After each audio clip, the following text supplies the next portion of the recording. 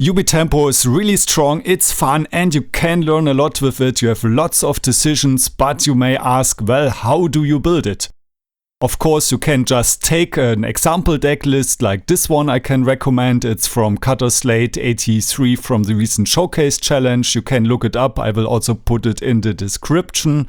But maybe you want to tune it for your meta. Maybe you're playing more casually in a league or in a FNM or in a challenge. And I will explain you the basic building blocks of this deck. So first, you don't really have to think about your mana base, because it's always the same 19. You have 4 Underground Sea, 4 Polluted Delta, Basic Island, Basic Swamp, Undercity Sewers. Then you have normally 2 blue fetches and 2 black fetches, so you have equal chance or equal opportunity to fetch both basics. This is especially important against something like 8 Moon, like the Dragon Stompy deck.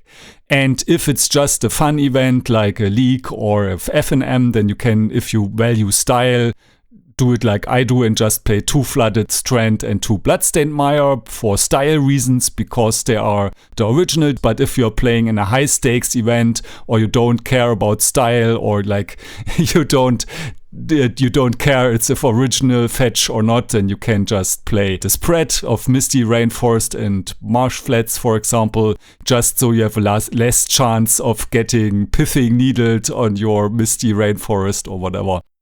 And of course you play 4 Wastelands. I mean, there are decks in this color combination with less Wastelands, but I don't talk about them today when I mean UB Tempo. There are some variants with less days and less Wasteland and 4 Strix, but this is not the UB Tempo I'm talking about today. Then there's the basic core of Nethergoyfs and Tamios and Orcish Bowmasters. You play at least 3 of each. Some people play less Nethergoyfs and play more Strix, but again, this is the variant that I want to talk about today with at least 3 Nethergoyfs.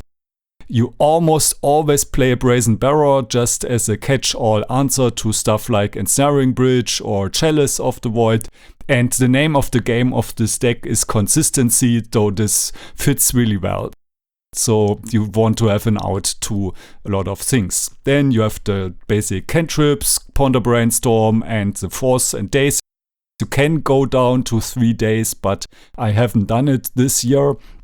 I mean, for example, Echo Baronin told me that if you play 19 lands, you can go to 3 days, but I think the meta is so fast that 4 days is correct almost always. Then we have the 4 Fatal Pushs as the best removal for most things, and then we have at least 2 Thoughtseize. So when the Psychic Frog was still legal, we played less Bowmaster and also often less Thoughtseize, but now this is the usual base that you can start with. So you have not that much brain power you need to invest for the core. This is like 51 cards. And then you can fill it up like how you want if it's a fun event. Like maybe you really love Hymn to Turak, so why not play this? You can also play Delver of Secret instead of the Tamio, but again, then it's a different style of deck, and then you maybe want to play Mishra's Bauble instead. So there are many options.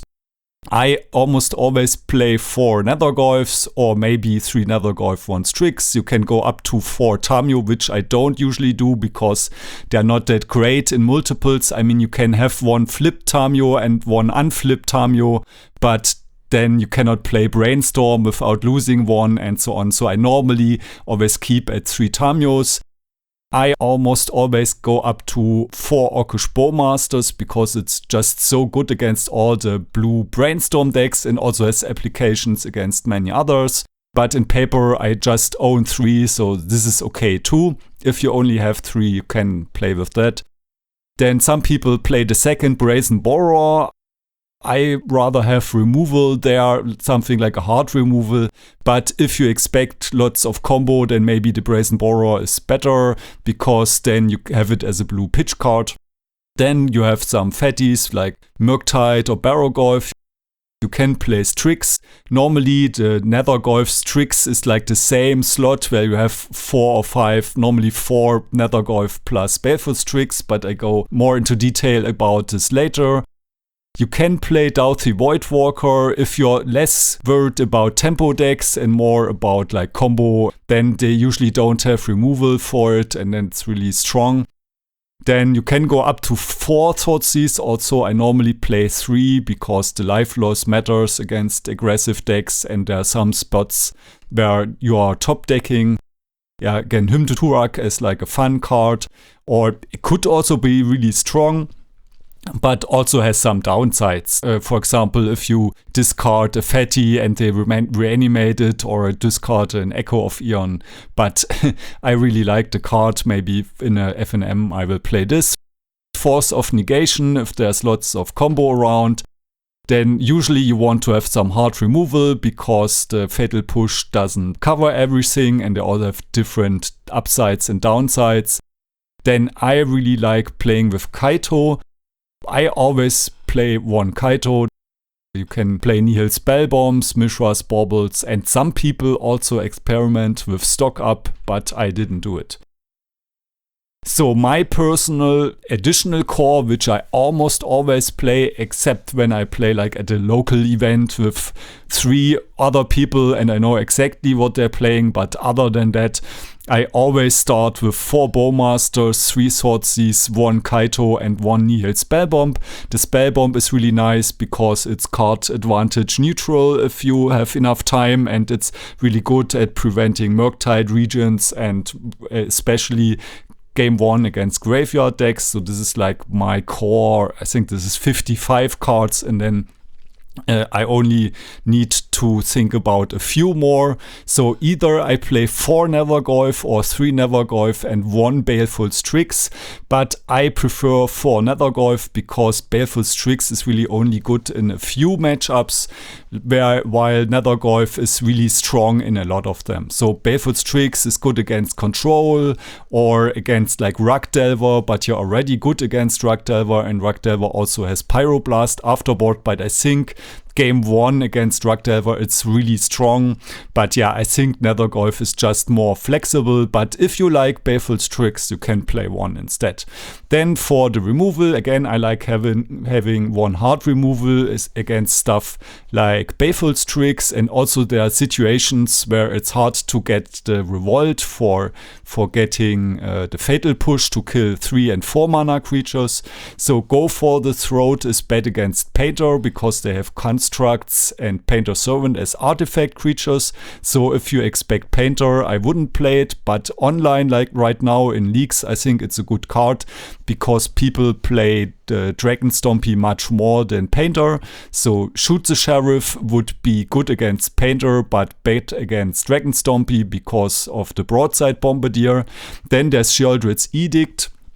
I like it more as a sideboard card because you can kill Planeswalkers with it, or like stuff like the Marit-Lage token, but more about this later. And then there's also the Brazen Borer. I don't like it, but if you don't expect many large creatures or just a really small amount of them, then Brazen Borer is good because it can also bounce other stuff like Ensnaring Bridge or something. Okay, then I like to either get up to the second Nihil Spellbomb if I expect lots of Reanimator. So for example, right now online in a challenge, I would expect many people, like 30% or so 20% playing UB Reanimator, and then the Nihil Spellbomb, the second, is really good. I think it's also good against the Delver decks because you can prevent Murktide from happening, and also you can shrink Dragon's Rage Channeler. Force of Negation if you expect combo, or Doughty Voidwalker if you expect a very low amount of creature removal, then this can be really useful. Then I like to play around, I think like 3 or 4 fatties. So these are either Murktide Regents, Barrowgoyfs, or Kaitos. So my personal like base point is 1 Kaito, and then I really like playing 2, but if it's because it's really strong in the fair blue matchups, while Murktide is best against combo and Barrowgoyf is great against aggressive decks and tempo decks. So Murktide has the weakness of dying to Pyroblast. Barrowgoyf can get dazed easier and Kaito is just so strong against most of the slower blue decks. So yeah, you need to have some combinations, or you don't need. I mean, in theory, could play without all of them, but in that case, the meta is so strange, maybe so combo heavy, that you should maybe play Delver of Secrets in the first place. However, you don't want to have too many Murktides and Barrowgoyfs together, because they compete for the graveyard. So that's also nice of Kaito, that doesn't care about the graveyard. So even in the very unlikely event that, for example, your opponent plays a Rest in Peace and the Barrowgoyf is a 0/1, or your Nethergoyf, I mean, you can still use it for the ninjutsu ability. And yeah, Kaito is really strong because it also cannot get countered by normal counter spells except Stifle if you bring it in using the ninjutsu ability.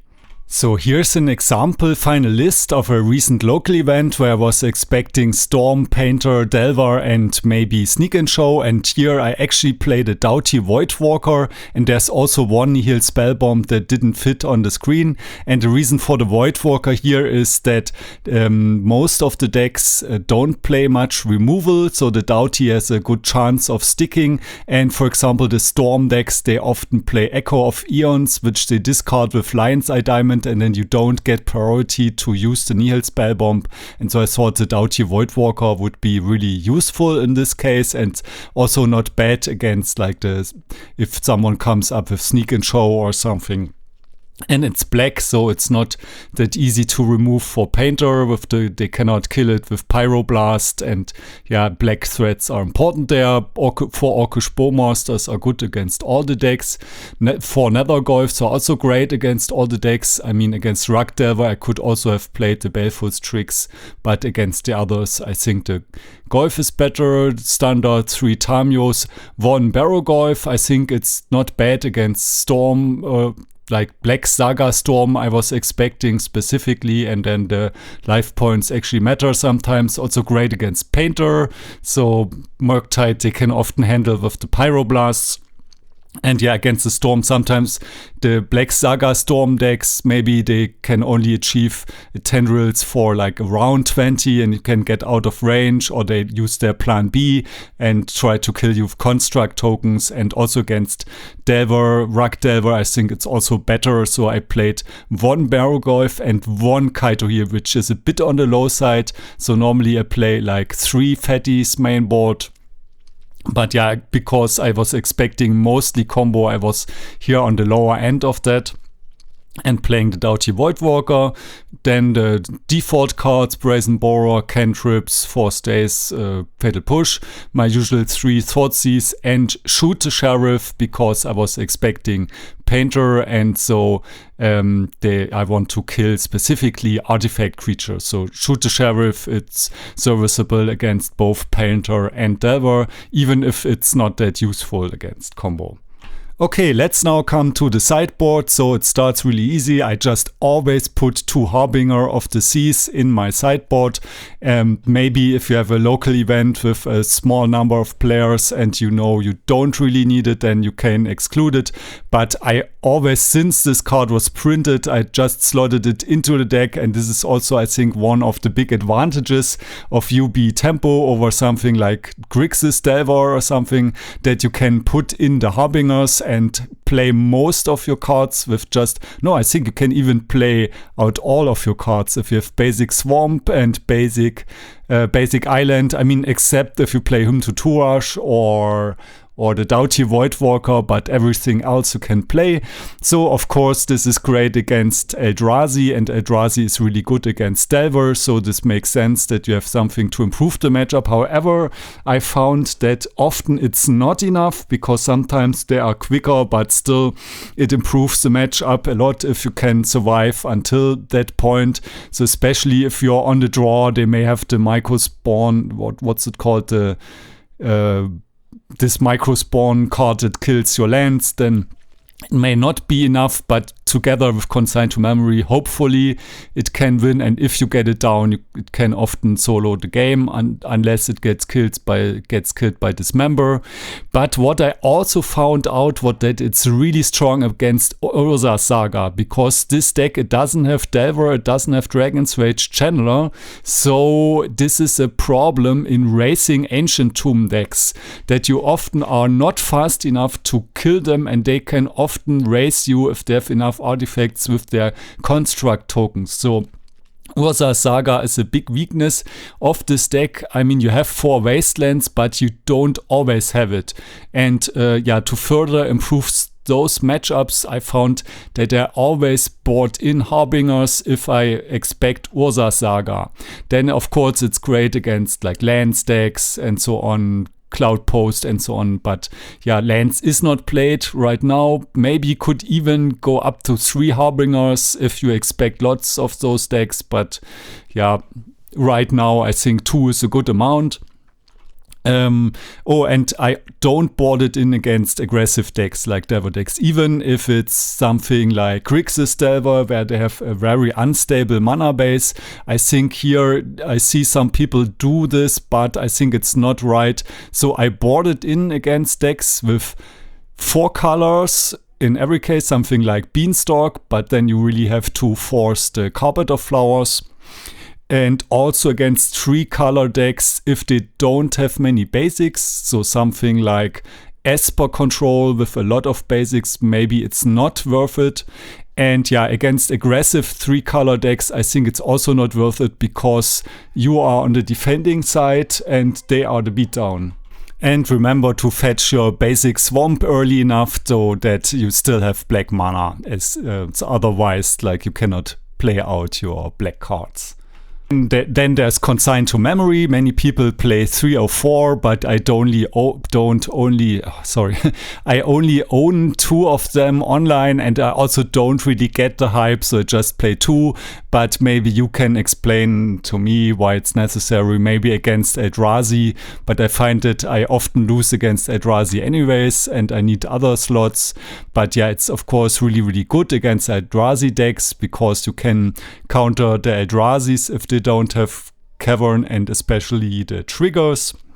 You can counter artifacts, or in general it says counter colorless spells. So if there is no painter in play, you can counter most artifacts like Chalice, Trinisphere, the One Ring and Snaring Bridge, all cards that are otherwise really dangerous against your deck and difficult to handle, because it's hard to destroy artifacts in blue-black.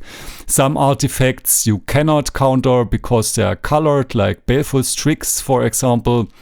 You can also counter lots of triggers, like I often counter Urza Saga triggers, especially the second and the third one, and using the Replicate you can even counter both if the enemy has 2 Urza Sagas on the field at the same time. Using Replicate you can also go around Chalice of the Void. It's really good against Doomsday, because of Tassa's Oracle, and this is also the reason why they often play Jace Wielder of Mysteries right now, but then they run into your Days Wasteland plan.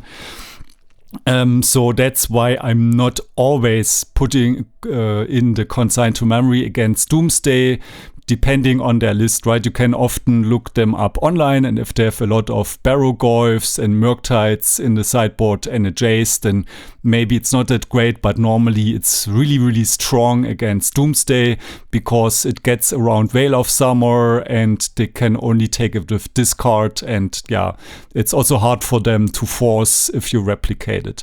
Then there are lots of comes into play triggers on other relevant cards in the meta, like Animate Dead, but then against Blue-Black Reanimator I don't board it in, because they're often board out the Animate Dead. But if it's some Turbo Reanimator Black-Red deck, then it may be worth it to board it in. There's also Leyline Binding.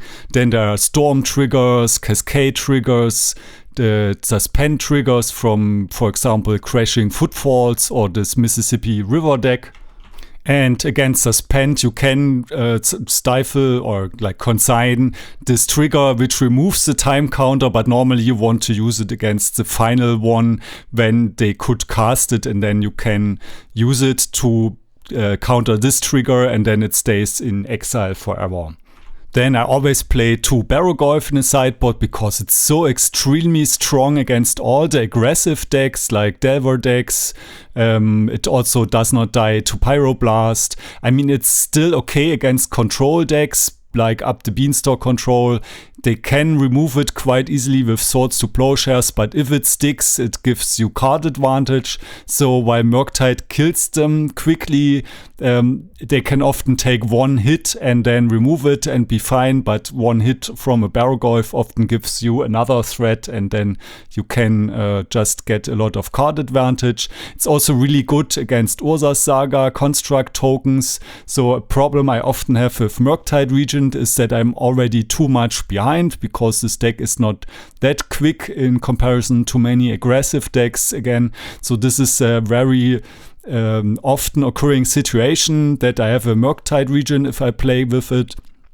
And I cannot attack because I'm at a low life total, and even though I have like a 8-8 or sometimes even 11-11 Murktide Regent because there was some graveyard exiling going on and they just have a Delver, but I cannot attack because I'm at 3 life, and then at some point I find a Pyroblast and kill the Murktide, and yeah, Barrowgoyf can just always attack and swing almost every race. It has Death Touch. It's just an amazing card.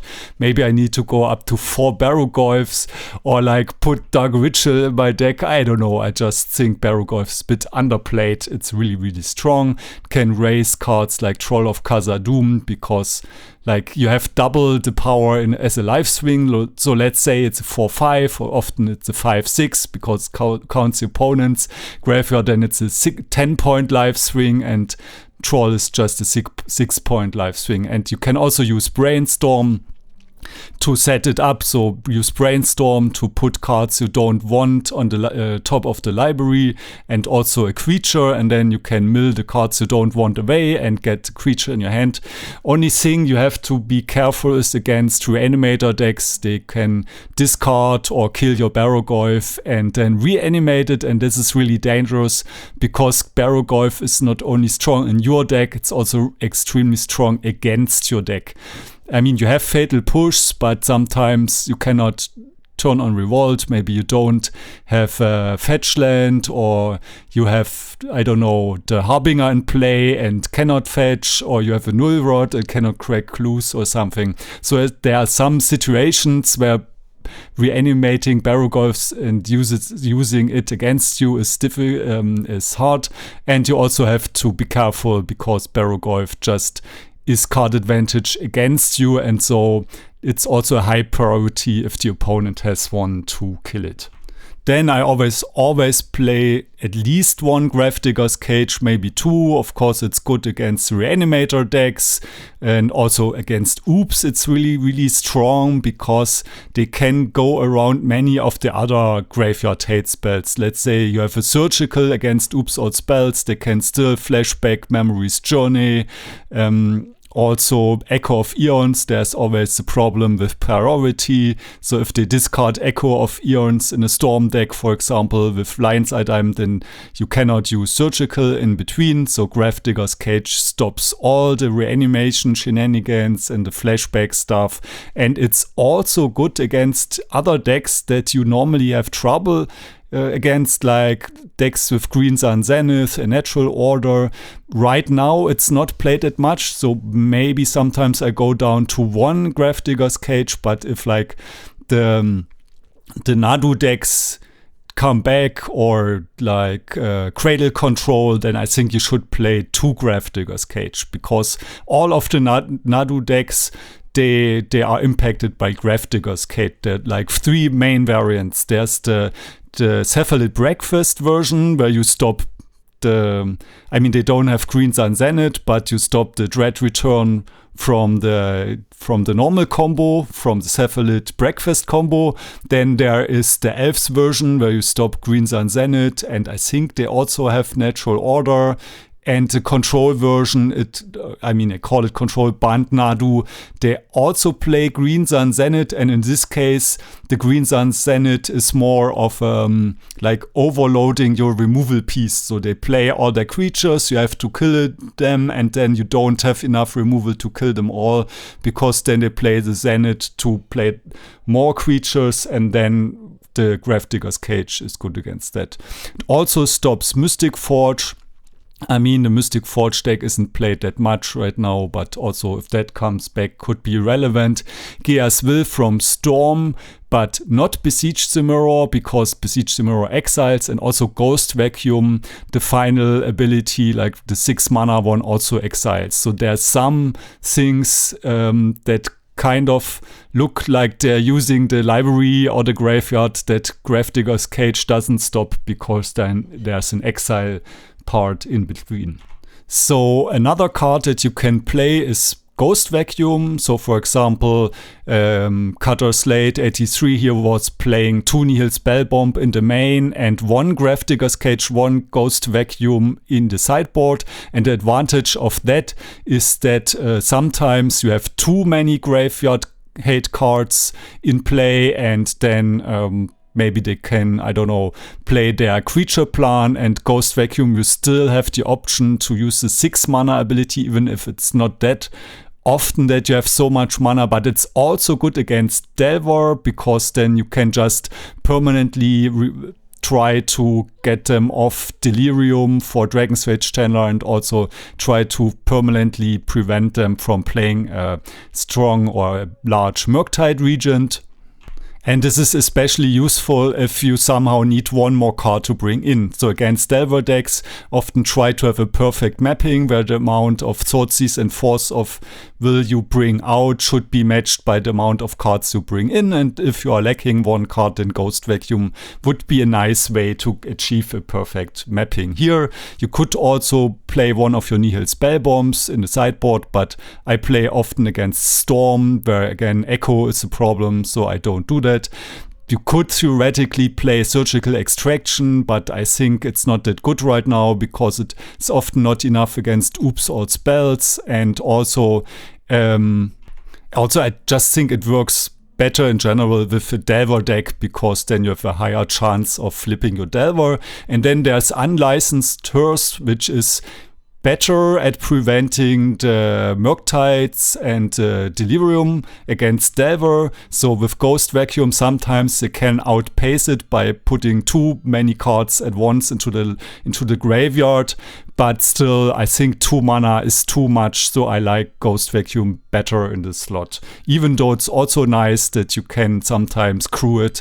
So if you are low on threats and too much up on graveyard hate cards, it's also a nice card, but I think it's better for Ancient Tomb decks in general. Then I like to play 2 to 4 Hydroblasts, or if I play 4, then often I do a 3-2-1 split with Blue Elemental Blast, but it's not that important.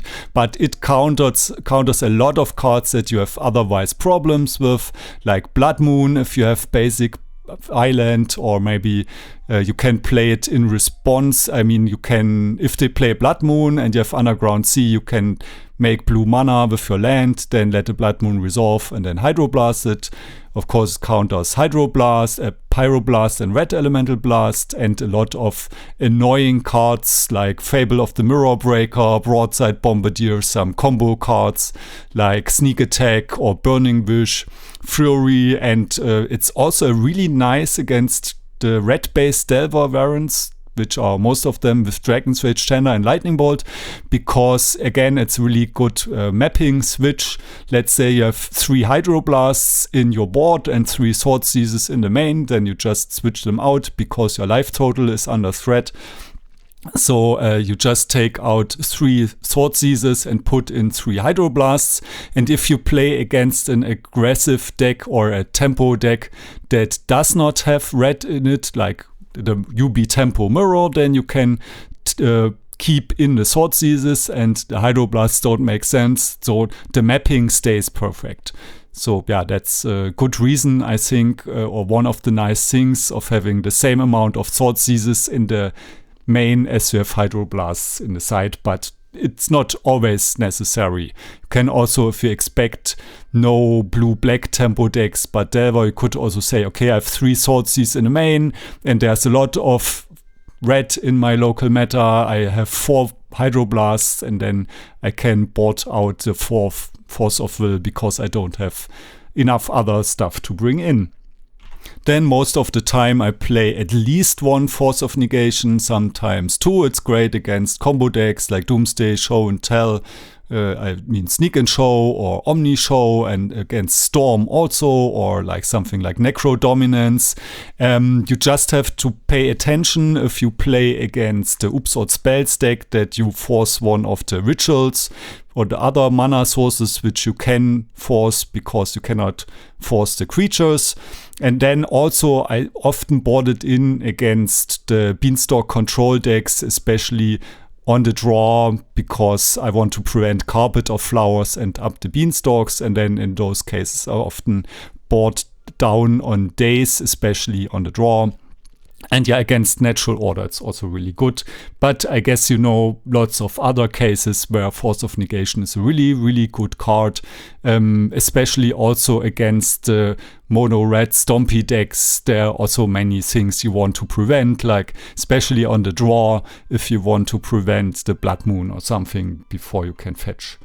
Then there are the removal spells, and yeah, they all have different strengths and weaknesses, and as Murktide Regent is kind of a problem card especially, or Troll of Khazad-dûm, fatties like this, which you cannot kill with Fatal Push. I like to have 1 hard removal in the main and 1 hard removal in the sideboard, so I'm a fan of Sheoldred's Edict, because it handles like indestructible creatures or creatures with ward or something. But sometimes they flood the board and you cannot kill what you want. But I like it in the sideboard because against control decks you can also kill the Planeswalkers. But yeah, depends on what you want to face. And I think this is a really cool design space because, for example, in white, you know, okay, just play 4 Swords to Plowshares. I can exile anything and then maybe I add a prismatic ending.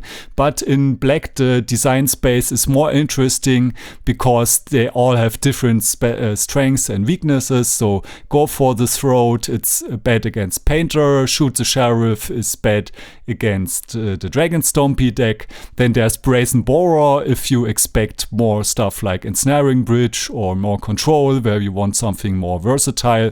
But yeah, I'm not that much of a fan of it, but I recently also played the Brazen Borer in the sideboard just to have 2 in the main after boarding against stuff like Chalice of the Void and Ensnaring Bridge. Then there's Null Rod, and Null Rod is one of those, I call them like hammer cards, which are really, really strong in a low number of matchups or in matchups which are not played that much, but if it's great, it often wins you the game on its own. And in my opinion, this is really important for UB tempo because again, you're not fast enough with your 1-drops to often kill them after countering 1 spell. So if you play Rug Delver or Grixis Delver, you can just play your Delvers and your Dragon's Rage Chandlers, force their 1 combo card and then kill them with both. This is not how blue-black tempo operates, so especially against stuff like Black Saga Storm, they can often combo multiple times, especially because their combos are so compact. So it used to be in the past, like against the Nauseam Tendrils, they need a lot of rituals and then Past in Flames and whatever, and if you just Force of Will one of their key spells, then the game is already over nearly because they need so many cards to rebuild.